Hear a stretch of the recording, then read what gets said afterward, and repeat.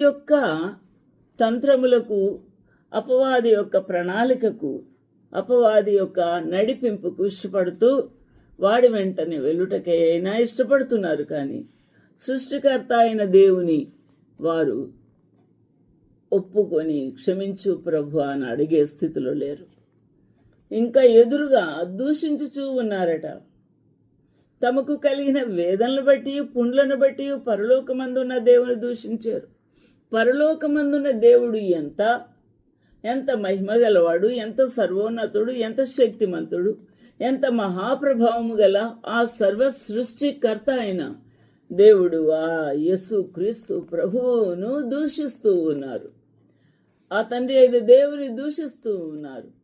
ఈ నామముననే రక్షణ కలుగును. మరి ఏ నామమునను ఆకాశం అందే గాని, భూమి మీద గాని, ఆకాశం కింద ఉన్న ఏ నామముల వలన రక్షణ కలగదు అనే యొక్క ఈ లేఖనాలకి తొక్కిపెట్టి వారు దేవుని దూషించుచూ చేస్తున్న పనేంటి అనేదే మనము ఆలోచన చేయాలి. Blasphemed the God of heaven because of their pains and their sores and repented not of their deeds.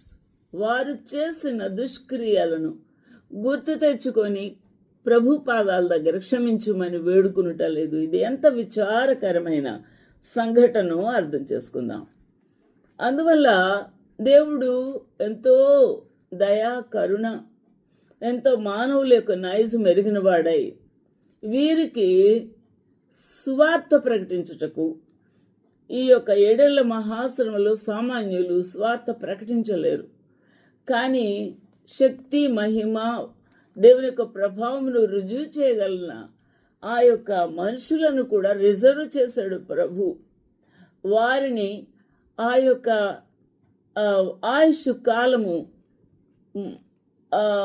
ముగిసిన తర్వాత ఆయన తిరిగి రమ్మని మనలాగా, మనందరిలాగా పిలుచుకొని ఆ శరీరములను ఆ ప్రభు ఇక్కడ వదలనివ్వలేదు. ఆ యొక్క శరీరములను ఆయన వద్దకు మహిమ శరీరముగా మార్చుకొని తీసుకొని వెళ్ళి ఉన్నాడు. వారిని పంపబోతున్నాడు అని మనకి ఇక్కడ లేఖనాలు తెలియచేస్తున్నాయి. ఇక్కడ నేను నా 2 సాక్షులను, ప్రకటన 11:3లో మనం ధ్యానం చేసి ఉన్నాము. 2 సాక్షులకు అధికారం ఇచ్చేదను. వారు గోనెపట్టు ధరించుకొని 1260 దినములు ప్రవచింతురు 3.5 సంవత్సరం.